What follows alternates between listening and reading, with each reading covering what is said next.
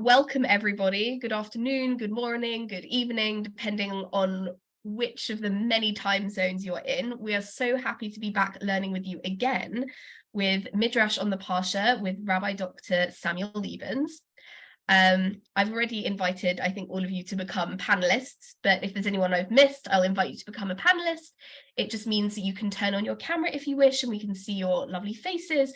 And when Dr. Lebens invites questions and comments, you will be able to unmute yourself and ask yourself. Questions and comments are always welcome in the chat. And if you're joining us on Facebook Live, you can put them in the Facebook comments. When you're not speaking, we just ask you keep yourself on mute to minimize the background noise so we can all hear each other. So I'm going to introduce this class a bit, as this is the first class of the Zman. So in this class, every week we will delve into a selection of Midrashim connected to the Torah portion that help us gain insight into the Rabbinic imagination. And Rabbi Dr. Samuel Lebens is an associate professor in the philosophy department at the University of Haifa. He's also an Orthodox rabbi and a Jewish educator. Dr. Lebens' academic interests span the philosophy of religion, metaphysics, epistemology, and the philosophy of language. He's also the co-founder and served as the founding chair of the Association of Philosophy of Judaism. Additionally, he's a prolific author, often jetting about speaking about all these issues, and we're so delighted to have him again with us at Drisha. So with that, over to you. Thank you very much. Prolific. I like that. That's kind of you. So it's my great pleasure to be back. I've really enjoyed teaching these Midrashim, and I'm hoping the course will eventually come out as a book of Midrashic studies on the weekly Parashah. And I'm sad that we've missed so much of the book of Leviticus, because even though Leviticus is often people's least favorite of the Chumash, of the 5 books, because it gets all this building of Mishkan and sacrifices and purity and blood and gore, and the Midrashim on the book of Vayikra are particularly rich. In fact, Vayikra Rabbah, the one of the compendiums of Midrashim on the book of Leviticus, is a particularly lengthy compendium, and it's an older one. It's Parashah Rabbah and Vayikra Rabbah are some of the oldest narrative Midrashim, and it's just so rich. But so be it. We're in the middle now, the book of Emor.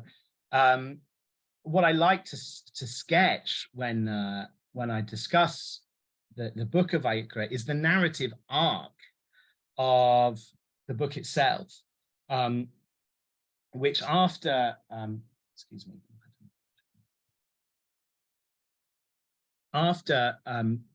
the inauguration of the tabernacle, this portable temple, there's actually a quite discernible narrative arc or a conceptual arc to the book of Vayikra. It starts with what I would call a ritual purity code that says, this is ritual purity, this is ritual impurity, and I want you to guard these notions. There's no idea that you should try to be pure all the time, ritually, because there's nothing wrong ethically with ritual impurity. For instance, you become impure when you touch a dead body, but we are commanded to touch dead bodies. In fact, one of the greatest mitzvot, according to the rabbis, is to bury the corpse that doesn't have anybody, any next of kin. So that's a commandment to become impure, and there's nothing wrong with being impure. Every time a man and woman are intimate together, they will become impure. When a woman menstruates, she becomes impure. There are all sorts of times when ritual impurity will befall a person that are in no way bad, right? So it's not like a bad state to be in. However, what I would suggest is that if you are really cognizant of these statuses, when you have it and when you don't have it, the idea is you're supposed to develop a certain sort of sensitivity to the value of life, because death is one of the main things which creates impurity, ritual impurity, and because The menstrual cycle and the birth and death cycle are also deeply associated with ritual impurity and purity. It's as if this first code, the ritual impurity and purity code, is about creating a society that's somehow sensitive to the value and significance of life and death. Then there's another code that I would call the ethical purity code, and its main section is actually last week's Parashah, which is about Yom Kippur, which is about ridding yourself of sin. We want to be pure of sin. Now, this is definitely a moral notion, right? But it's just completely different to the ritual notion, right? We want to be purified of our sins. And in fact, if we didn't have the possibility of purifying ourselves from sins, then the next stage of the book of Leviticus will make no sense at all. So first of all, we need to be sensitive to the values of life and death. Second of all, we need to have mechanisms for repairing the damage we do to ourselves and others when we've sinned. And then after those two purity codes, there's what I call the holiness code, which is you shall be a holy people. And we're in the middle of the holiness code now in Parashat Emor. Parashat Kedoshim talks about being holy individuals. Parashat Emor is interested in holiness in time and in space, right? So holy days, holy places. Okay. With that introduction underway, you'll be unsurprised to hear that Parashat Emor describes all of the festivals, right? Because the festivals are holy days. They are sanctuaries of holiness in time. So if you were to look at the first source on the handout, it's a number of verses from this week's Parashah, describing the festival of Sukkot in particular. Sometimes I read in the Hebrew and in the English, but I am wary of having a lot to fill in this particular class. So I'm just going to jump straight into the English. It says, you shall take for yourself on the first day of this festival the fruit of goodly trees, branches of palm trees and branches of thick trees and willow of the brook, and you shall rejoice before the Lord your God for 7 days. That, of course, is the mitzvah, the commandment of the Arba Minim, the 4 species, which, as developed by Rabbinic Judaism, is the lulav, the palm branch, the etrog, which is the citrus fruit, the willow branch, which is aravot, and the hadassim, the myrtle, that we take on Sukkot and shake around. You shall celebrate it as a feast for the Lord 7 days in the year. It's an eternal statute for the generations. You shall celebrate it in the 7th month. You shall dwell in booths for the 7 days of the festival.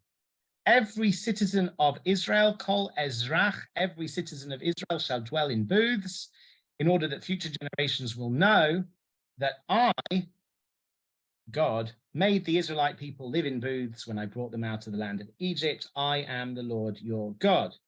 So what we see here is that the festival of Sukkot has 2 distinctive components. Now, I know we're coming up to Shavuot, and I'm giving you a Dvar Torah on Sukkot, but it's this week's Parashah. What can I do? Okay, just save it till Sukkot. It's good, I hope. Sukkot, the festival, has 2 distinctive features. The first is that we have to take those 4 botanical species, right? The second is that we have to dwell in booths, which is the biblical source for the huts that we build and live in, weather permitting, during the festival. Those huts, as you know, are called Sukkot, and that's the source of the festival's name. But the sages see in our verses a key difference between the 2 components of the festival. So most of the time in our class on Midrash, we look at what's called narrative Midrash, which is to say Midrashim that fill in the details of the story, or perhaps kind of trade in parables. But there's another type of midrash called halachic midrash, which is when the rabbis take verses and try to decipher what the law is by reading the verses. So what we're going to do today is a bit of both. And I'm going to start with a halachic drash that you find in the Gemara, in the Babylonian Talmud. Okay, and that's the second source on the handout. It's from Masechet Sukkot, Tractate Sukkot, page 27b. It says as follows. Tanya, which means there's a rabbinic source, an early rabbinic source.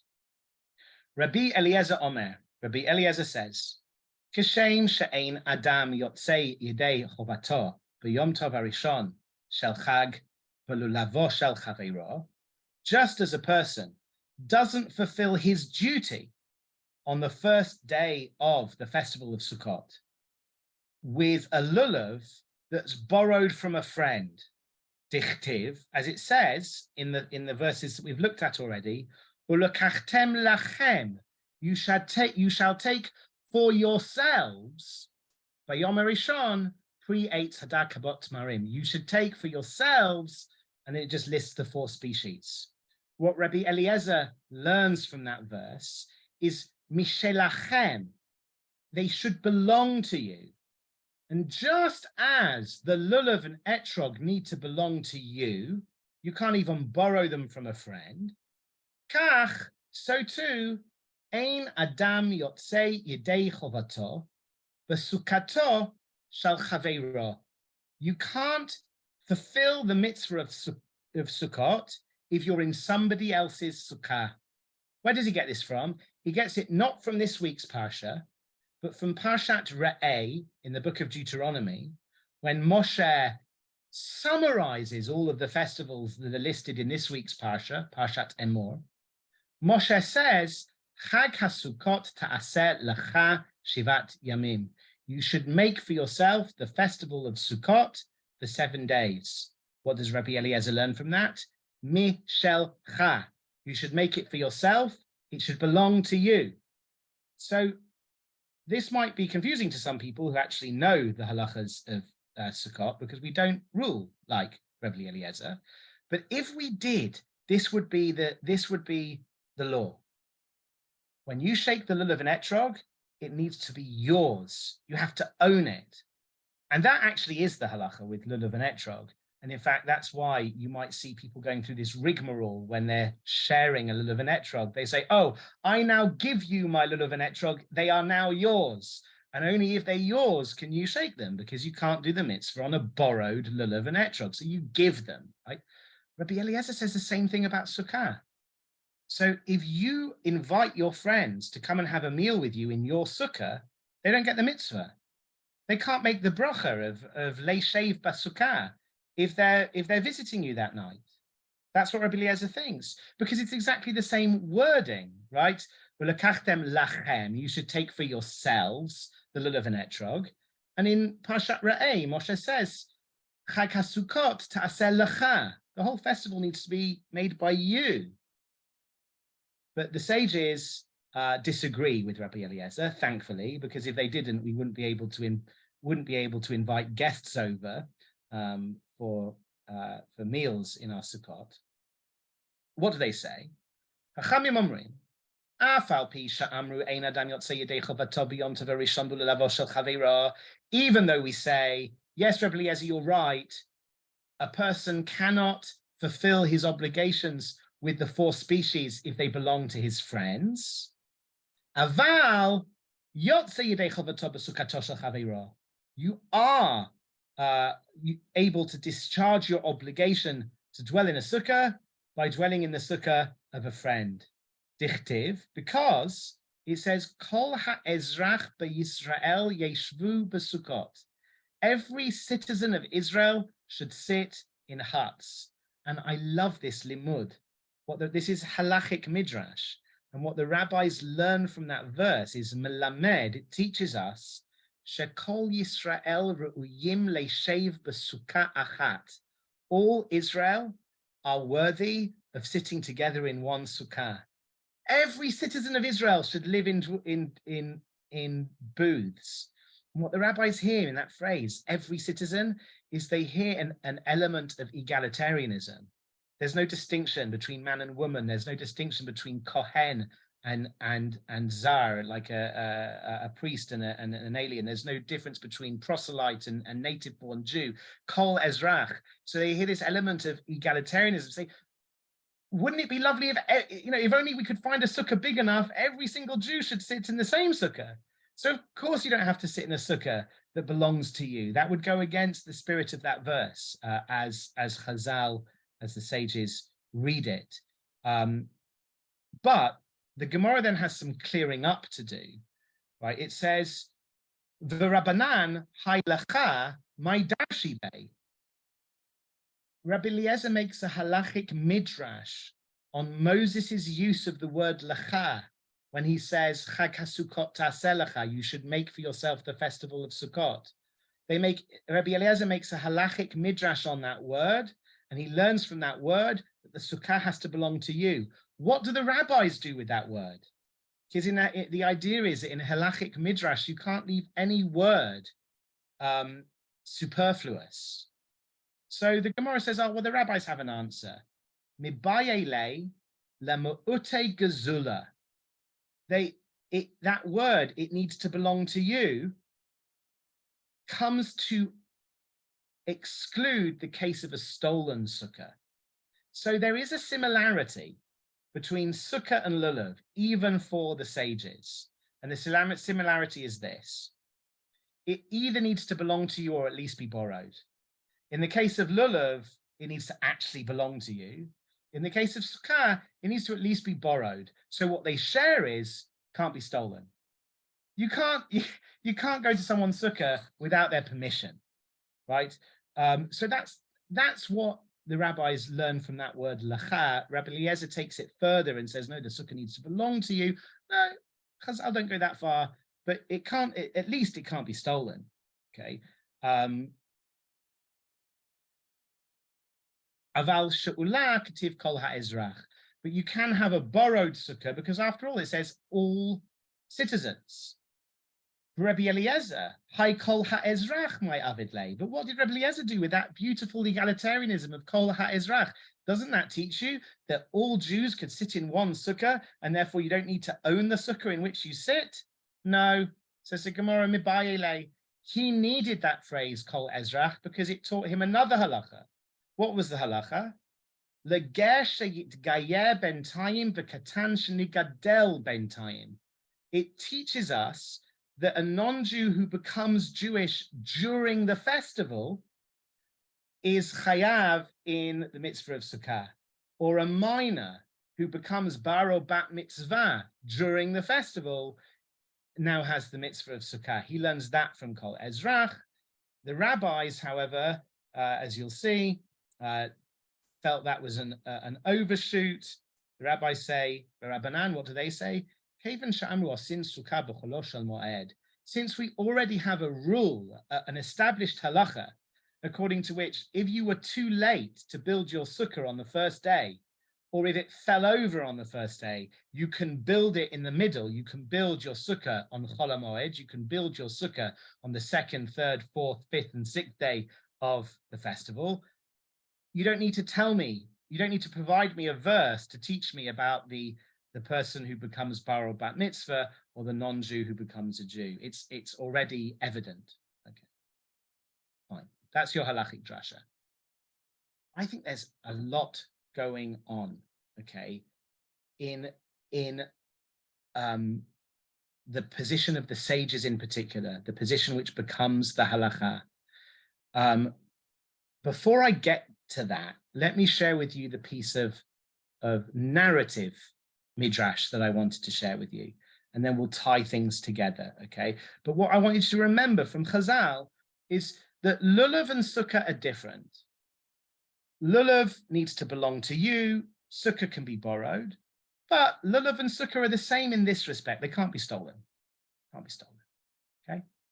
So with that in mind, let's turn to the next midrash. It's one of my favorite midrashim.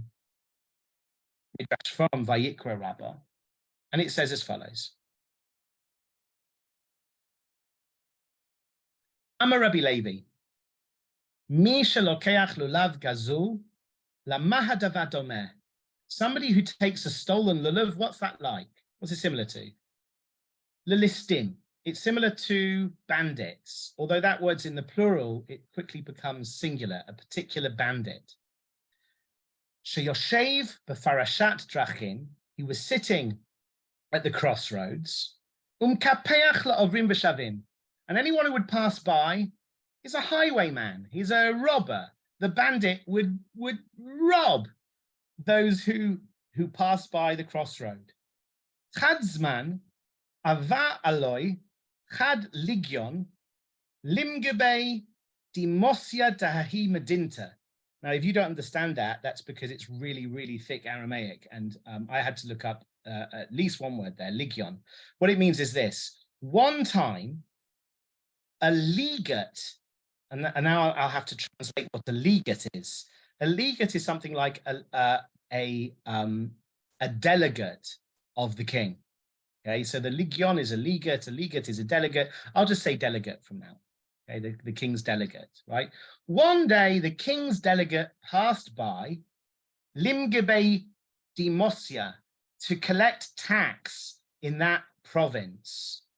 Kam kadame v'kapche unsav kolma dahava b'yidei.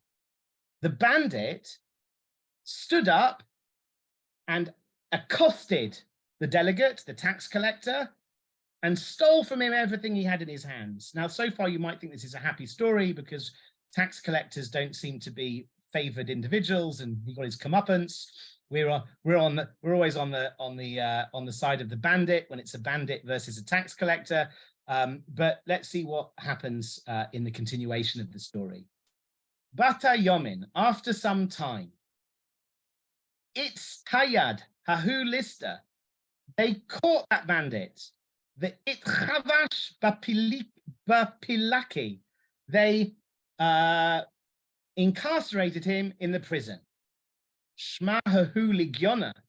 The delegate heard that filthy, rotten scoundrel who had robbed from him had been caught. And do you know what he decided to do? He decided to pay him a visit. The Azalagabe, he went to him. The Amale, and he said to him, Have li ma de kapachtani, give me that which you stole from me. The Ana malef alayich zechu. If you give me all that you stole from me, now a melif yosher, it's hard to translate this non-colloquially. So my translation is this. The delegate says, look, if you give me everything you stole from me, I will be a positive character reference for you before the king. Because when the king comes to sentence you, he's going to ask, is anyone willing to vouch for you that you're actually normally a nice person? And I'll be that for you if you just give me back everything that you stole from me. And this is what he says. Amalei, he said to him, Min kol mad de kapachit, min kol mad de nasavit, everything that I stole and everything that I took, lahu gavra klum. He's speaking himself in the third person, but what he's saying is, I don't have anything left. You know, I went to Vegas and I blew it all, right? It's all gone. I stole it and it's all gone. I'm so sorry, right? Ella hadein tapeta de tochti. Apart from this one mat, which is under me. So it's like sitting on a mat, like a rug or something. He's saying, that's the one plundered item I didn't lose. Behu min didach. And by the way, it happens to be yours. Amalei. So the tax collector said, have, yatili, give it to me. Va'ana malif alaich zachu. I will still be a positive character reference for you, Kadam Malka, in front of the king. And the bandit agreed. I mean, what a great deal, right? I've lost everything. All I've got left from my stolen plunder is one measly rug. And if I give it back to this guy who I stole it from, he's going to be a positive character reference for me in front of the king. And actually, he's the king's own tax collector. It's probably going to be, you know, he's probably going to be listened to. His word will probably be weighty. So he says, yeah, sure, take it. And then the tax collector says,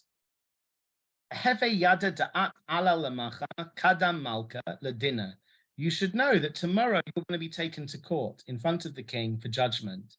He's going to ask, he's going to say to you, is there somebody willing to vouch for your character? At that point, you should say to him, yes, it's Ligyon plan molif alai zachu. The delegate so-and-so, he's going to be my character reference. And when you say that, hu mashalach v'karili, he's going to send, he's going to call for me. Vana ate, and I'll come. Lemelaf alach zachu kadomai. I'll come and be a character reference in front of him. Very nice. Act 3.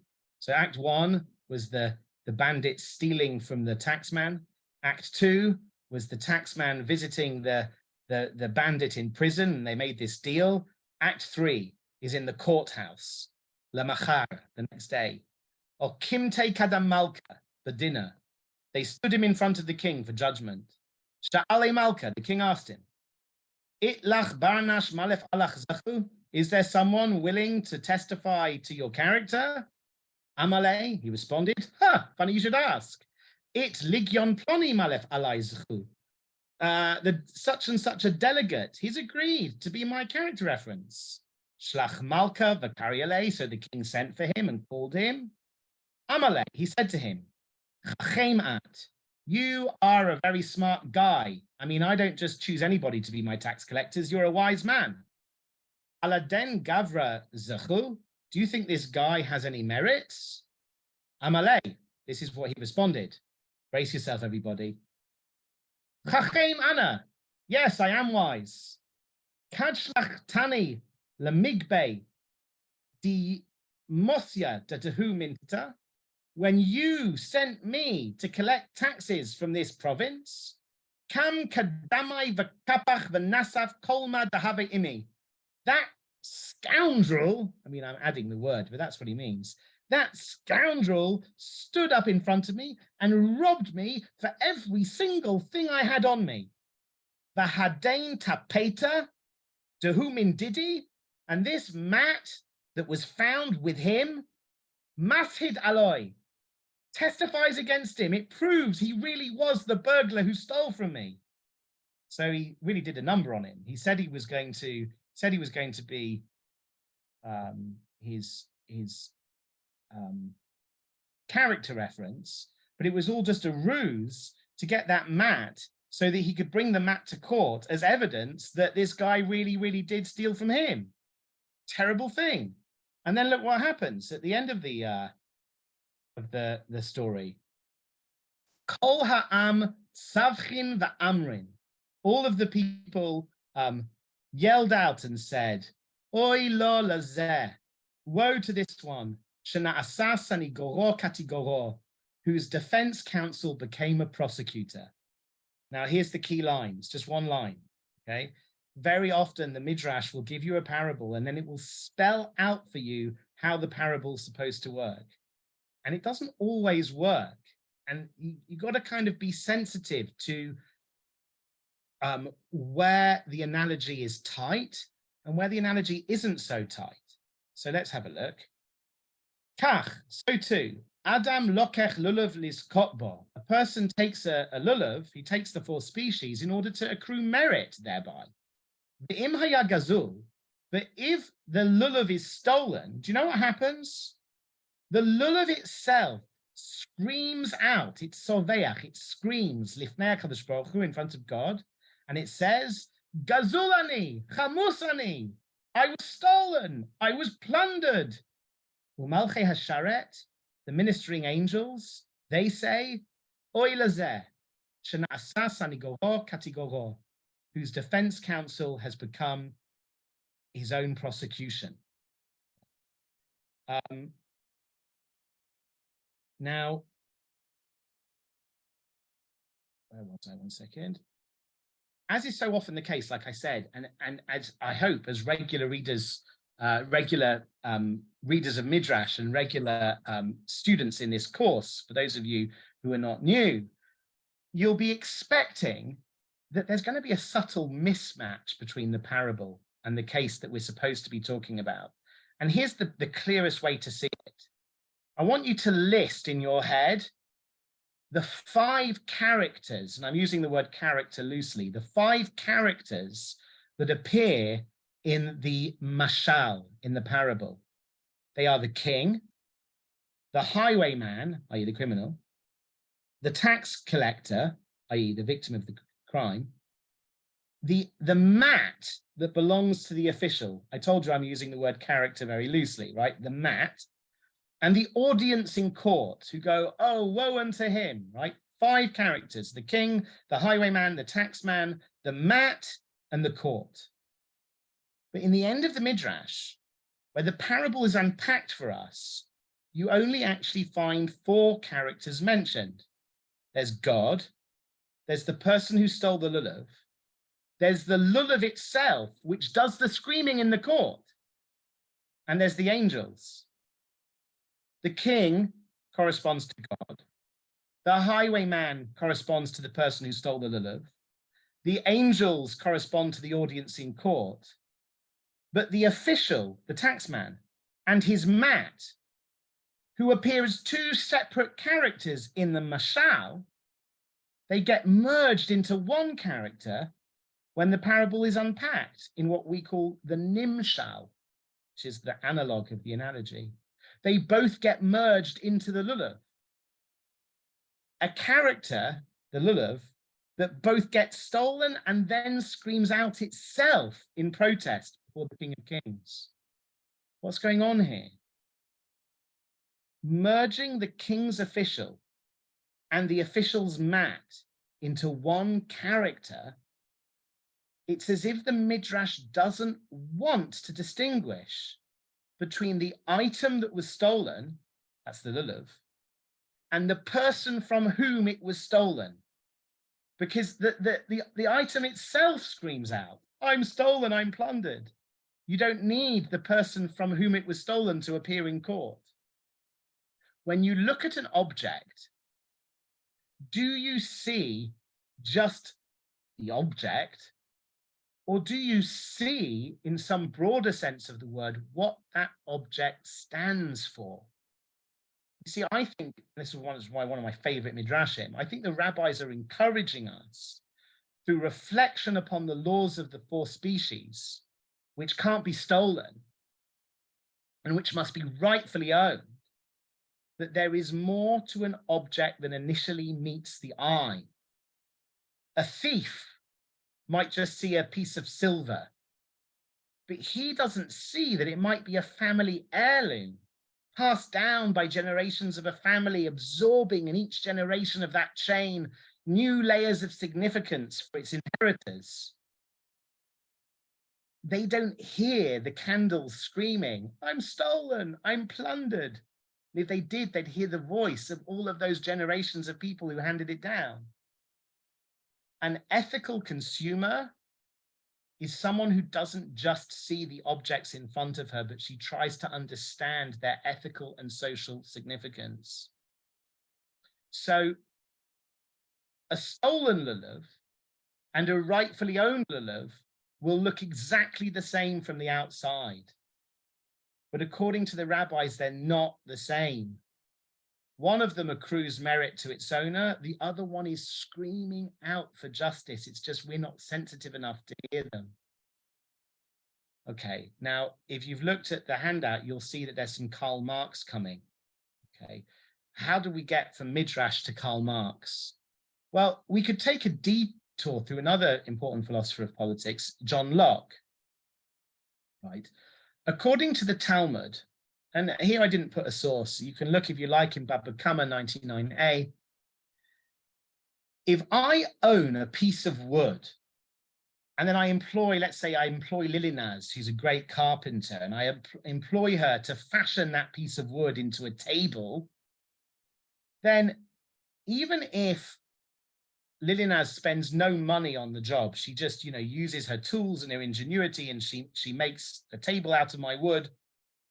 Once she's fashioned that raw material into something that's more valuable, Lilienaz, according to the rabbis, becomes a co-owner in that piece of work. Why? Through her skilled labor. She's mixed her labor into my wood. She's put some of herself, so to speak, into the raw materials. So according to the rabbis, when I pay her, I'm not just paying her for her labor. I'm paying her, so to speak, to buy her out of her new share in the piece of wood. The share that she acquired by mixing her labor into it. And people who know the history of political thought should be reminded here of John Locke, who thought that the way you're able to take land and make it yours is by mixing your labor with it. You plow the field, you put some of yourself into the field becomes yours. But I think that John Locke is a red herring here. It's not that the laborer's labor gets mixed into an object, at least not according to our Midrash. Our Midrash would surely say that it's the laborer's identity. This sounds more like Karl Marx, right? One aspect of the capitalist society that Marx attacked is what he called alienation, which occurs when you are so far removed from the products that you're involved in making that you never get any kind of satisfaction out of your work. So like if you sit on a conveyor belt, screwing in some bolt or hammering in some nail into a product that just rolls past you and you never see it through to completion, then you will not see yourself reflected in the final product. You'll be alienated from the fruit of your own labor. In fact, you may never see the fruit of your labor. So in the alternative that Marx envisages in his communist utopia, when a person makes something for another person, look at what happens. Here's the quote from Marx on the handout. Okay, let me scroll down. So let's say Lilienaz made a chair for me. Okay, each of us would have, in two ways, affirmed himself and the other person. One, in her production, Lilienaz would have objectified her individuality, her specific character, and therefore she'll enjoy not only the individual manifestation of her life during the activity, she doesn't just enjoy making it, she enjoys, when she looks at the object, the individual pleasure of knowing that she has somehow objectified herself, made herself tangible, visible to the senses, and hence a power beyond all doubt. But in my enjoyment of the chair that she made, or in my use of it, I would have the direct enjoyment both of being conscious of having, I think the idea is Lilienaz would get to enjoy knowing that she has satisfied a human need. I need to sit down sometimes, and she's helped me out, right? And you would have responded to my nature by making something that I needed, right? And thus created an object corresponding to the needs of another man's essential nature. Here, I think, is just the most... Karl Marx, by the way, I don't know if people realize, he's a really good writer. It's dense and horrible economics, but he when he wanted to turn on the style, he could. Listen to this phrase. It says, our products would be so many mirrors in which we saw reflected our essential nature. I would have something of Lilienaz's when she makes me the chair, and I value Lilienaz, and I'd see that value in the chair. And Lilienaz would have expressed her valuing me in making the chair for me. And then when I make something for her, the same process happens. And these objects that we take ownership of, they become like mirrors that reflect the souls of those who make them and those who use them. It's just really beautiful, right? Now, In just this way, I want to say, Jewish law through the eyes of our Midrash acknowledges the intimate relationship that people hold to the things that they make their own. So many mirrors in which, if we're sensitive enough, we can see the image of those who make and own them. Now, for people who only know a caricature of Marx, the notion that he romanticizes the relationship between a person and the products that he owns might sound surprising, right? Doesn't Marx hate private property? And that's why I've put another quote from Marx from the Communist Manifesto, just to clear that up. He writes in the Communist Manifesto, the distinguishing feature of communism is not the abolition of property generally, but the abolition of what he calls bourgeois property. What he means is, somebody said to him, look, do we all have to have our own, are we not allowed to own our own toothbrushes, Carl? He says, no, you can have your own toothbrush. I want you to own things, right? And take pride in the things you own. They matter. Objects represent the people who made them and the needs of the people who use them. And they can be beautiful things. And you should value the things you own. The type of property that Marx was against was land ownership, in short, right? And Jewish law makes a similar distinction between metaltalin, those are objects which can be moved, and karka, land.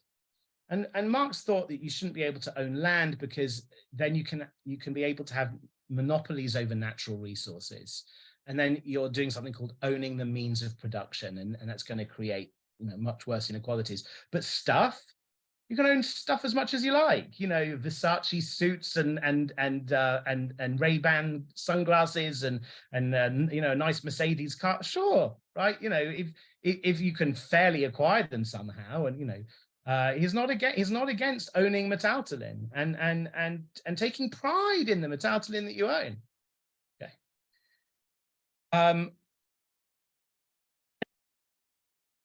I'm going to try and tie everything together in 15 minutes. Even though we know that you don't have to own your own sukkah to fulfill the commandment, you might think that the laws of sukkah still encode a similar message about respecting people's property rights, right? Since we saw in the Gemara, the law does go out of its way to say you can't sit in a stolen sukkah. You can't sit in a stolen sukkah. That's a spoonerism. You can't sit in a stolen sukkah. So isn't the whole Chag is all about respecting people's property? No. The problem is that as you trace the evolution of the laws of sukkah, it becomes increasingly clear that most of the cases that you would intuitively call a stolen sukkah are kosher. I'm going to just give you some examples. I'm going to whip through them, but they're quite humorous. Case one, Simon is sitting in his own sukkah, built with his own raw materials on his own land. In barges Reuven. Reuven picks Simon up by the scruff of his neck, forcibly evicts Simon from his own sukkah. Reuven, the squatter, sits down and enjoys a meal in Simon's sukkah. He gets the mitzvah. According to Jewish law, that's not considered a stolen sukkah. What? I'll explain a bit more later, but I'm going to make it worse before I make it better. Case two. Reuven sneaks into Simon's garage in the dead of night and steals all of the raw materials that Simon was going to build his sukkah from. Then Reuven takes those stolen materials back to his house. He builds a sukkah from that stolen property on his own land. During the festival, Reuven goes into his garden, sits down in this newly built sukkah built out of completely stolen material, enjoys a meal. According to the rabbis, he gets the mitzvah of sukkah. That's not considered a stolen sukkah. Look, you shouldn't do these things, right? But do you get the mitzvah of sukkah? Yes, according to the rabbis. It's not stolen sukkah. Case three, Reuven legally acquires all the materials he needs. Like he goes to Sukkah Mart and he buys himself legally and legitimately all the materials he needs, but he just can't find any space. So he trespasses onto Simon's land and he builds his sukkah there, trespassing against Simon's will. During the festival, Reuven sits down in his newly built sukkah, built on Simon's land without Simon's permission, and he enjoys a meal. Again, not a stolen sukkah, that is acceptable according to the halacha. Well, acceptable is going too far, but you get the mitzvah. Now, in normal parlance, one might want to call all three of these cases a case of a stolen sukkah. But the remarkable fact of the matter is that in each of those cases, though Reuven clearly does something illegal, and he clearly breaks any number of Jewish laws, he does fulfill the obligation to dwell in a sukkah. Why? Well, case one, the case where Reuven goes into Simon's sukkah and picks Simon up and throws him out, it was actually subject to a dispute in the Gemara between Rebbe Eliezer and the sages. Rebbe Eliezer says that in case one, Reuven doesn't fulfill his obligation to dwell in a sukkah. But the sages, whose view became the normative halacha, disagreed. According to them, though Reuven has behaved despicably, and they wouldn't want to endorse or encourage such behavior, Reuven has fulfilled his obligation to dwell in a sukkah. Why? Well, we've seen that the sages say, a stolen sukkah is not kosher. So how can they say that this is okay? Well, the Talmud has a principle that land is never considered stolen. And that has halachic consequences. For instance, that beautiful Mercedes I was talking about driving, if someone steals it, in Jewish law, while it's stolen, I don't have the right to sell it on to a third party. Why not? Because it's stolen. I have to wait till I've recovered it. So the very fact that it's stolen means I don't have the right to sell it on. In land, it's not the same. If I own a house, but Ilana Stein is trespassing and squatting in it, and I just don't have the heart to evict her, I can still sell the house to a third party. And that principle is known as karka eino nigzelet. Land never gets the label of stolen property. Well, if land isn't considered stolen, what did Reuven steal? He didn't steal the sukkah because he didn't move it. He didn't even touch it. He just stepped inside. So he didn't steal the sukkah.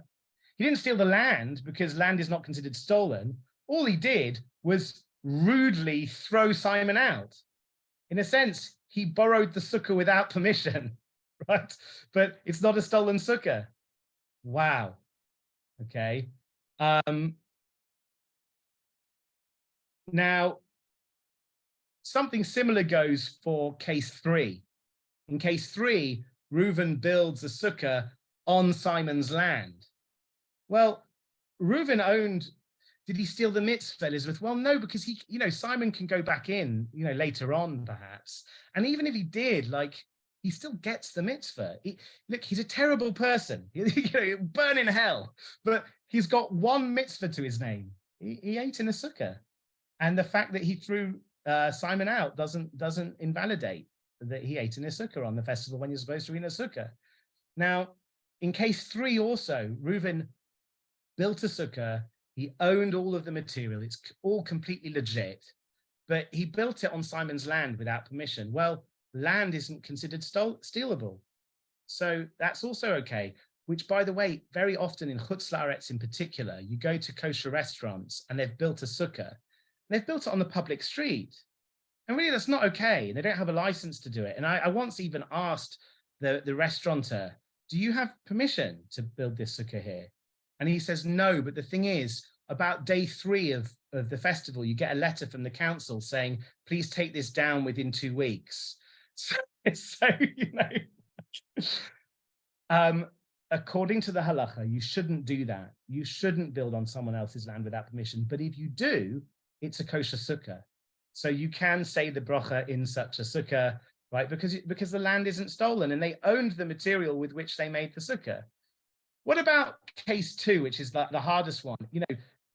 Reuven went in the dark of the night and stole all the materials for building a sukkah from Simon and built his sukkah using stolen materials. That case, everyone agrees is kosher, even Rabbi Eliezer. Why? Because when you steal something, the Bible obligates you to return it to its rightful owner. But if you steal building materials and then you use those building materials to construct a structure, the rabbis allow you to return the worth of the building materials to the victim instead of returning the materials themselves. Why? Well, if a repentant thief has to pull down his own house in order to rehabilitate himself into society, to give back the stolen raw materials that he's already used, then he's less likely to take the plunge and repent. So, what this means for us is that once Reuben has used stolen goods to construct a sukkah, the status of being stolen and being owed to another is removed from them and passed on to a sum of money that Reuben now owes to Simon. Consequently, the sukkah itself is no longer considered to be a stolen good, and ex post facto, the sukkah is kosher. Wow. Right? If cases 1, 2, and 3 are not considered to be stolen sukkot, you might want to ask, well, what is a stolen sukkah? Like, what were they forbidding? And in a nutshell, Rashi asks that question in the Gemara, and his answer is, well, there are some sukkahs that you can actually pick up, like portable sukkot. So if you pick someone's sukkah up and then you move it somewhere else and put it down again, you know, like Chabad, they have like sukkah-mobiles, right? Like a portable sukkah on the back of a truck. If you took one of them, that would be a stolen sukkah and you wouldn't get the mitzvah. Why? Because then it's more like a metaltalin. It's more like a lulav. It's a movable object. The more it is like land, the less it is like something you could really own or steal. The more it is like metaltalin, something that can be moved around, the more we care about theft. Now I've only got 5 minutes and there's so much I wanted to try and get to, but look, if the commandment of lulav is centrally concerned with the relationship between owners and their objects, and investing possessions with meaning, significance, and ethical status, then the laws of the sukkah seem to stand in stark contrast. This contrast maps on surprisingly well to Marx's distinction between personal and bourgeois property. Personal property, like a lulav, metaltalin, movable objects, that's a mirror to the soul. If you steal that, the original owner will be screaming through it. Bourgeois property, like land, well, Jewish law grants us rights over land, but those rights are somehow skin deep. That principle, land cannot be stolen, is perhaps based on the following thought. Every 50 years, biblical law mandates massive redistribution of land holdings. You're not allowed to sell land in Israel for longer than a 50-year lease. And God explains why in next week's Parashah. He says, do not sell the land for all time, since the land is mine. Ki li haaretz, geirim v'toshavim atem imadi. You are resident strangers with me. Your possession over land is kind of symbolic. It's not real. All you really have is some sort of exclusive right to use it. And that's why we're not Marxist. We do recognize that individual landowners have exclusive rights to use the land that's quote unquote theirs. But the idea is it's kind of a fiction because land is God's and ownership is something like, you know, a legal fiction. We'll treat it as if it's yours, right? But things that you've made with your own hands, right? The lulav that's been bound together or harvested by human effort, that's a reflection of someone's soul, right? And that can really belong to a human being, at least in a more direct way. In the following quote, Rabbi Hirsch doesn't focus per se on the comparison between the stolen sukkah and the stolen lulav, but he does focus, I think, on a very similar distinction. And I think this brings home the midrashic message I wanted to share with you today, this quote from Rabbi Hirsch, with which we'll end, where you've got like the midrashic imagination as it unpacks the lulav, and the midrashic imagination as it unpacks the sukkah. We leave our homes and dwell in Sukkot to renounce our dependence upon property and wealth, whereas we have to own our lulavs, and where possible, actually spend a lot of money to buy a particularly beautiful set. So this is what he says. And with these words, I'll end. It's the last quote on, well, almost with these words, I'll end. It's the last quote on the handout. he says as follows in his magnificent work, Chorev. The sukkah, what does it symbolize? It negates material possessions as ultimate value. The lulav links us again with our dependence upon our goods and chattels. The sukkah teaches us not to appraise too highly our worldly goods. The lulav teaches us to value them at their true worth. The sukkah raises us above our property to God alone. The lulav teaches us to be imbued with the Spirit of God and even to exalt our possessions as God-given. The sukkah prevents us from becoming too earthly. The lulav reminds us not to soar too high above the earthly. The sukkah protects us from becoming debased by our wealth. The lulav teaches us to cherish our possessions and dedicate them to sacred purposes as the gift of God. The lesson of the sukkah is that the acquisition of goods is not the sole aim of life. The lulav teaches us to apprehend goods as instruments for our way of life before God, and so it brings us simcha, joy in living before God in a life of godliness. For if life is understood thus, it makes no difference whether you attain much or little. The assessment of your life lies in whether you have lived it dutifully with your much or with your little. So in a nutshell, it's that tension between the laws of the sukkah and the laws of the lulav, which are ultimately rooted in the verses of this week's reading. Kol ezrach in the sukkah, but lekachtem lachem, you should take for yourselves the lulav. As those symbols refract through the rabbinic imagination, they teach us to place exactly the right degree of weight upon the importance of material possessions. Unlike Karl Marx, the laws of this festival teach us that whether we have a lot or a little, we've done very well indeed if we dedicate it all to the service of a life lived in accordance with the will of God. So that is this week's Midrash. Thank you, everybody. Sorry there wasn't room for any discussion. I always pack so much in here. Yes, Elizabeth, yes, in the case where the sukkah, where he stole the raw materials, he does owe him. He does indeed owe him the price of those raw materials. Anyway, thank you, everybody. I'll see you next week. I hope you enjoyed. Have a happy Sukkot.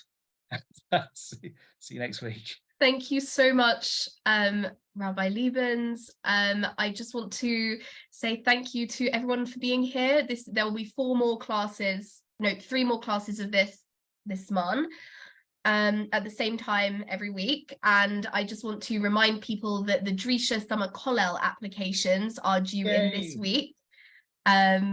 Rabbi Lebens often teaches at the Summer Kollel. I am an alumna. It is really great. Highly recommend. And we also have a bunch more amazing classes and lectures happening this Zman. So just up until Shavuot, Sukkot on the mind. So you can check all those out and register and send in your Summer Kollel applications at drisha.org. So see you all next week. Thank you. Thank you very much.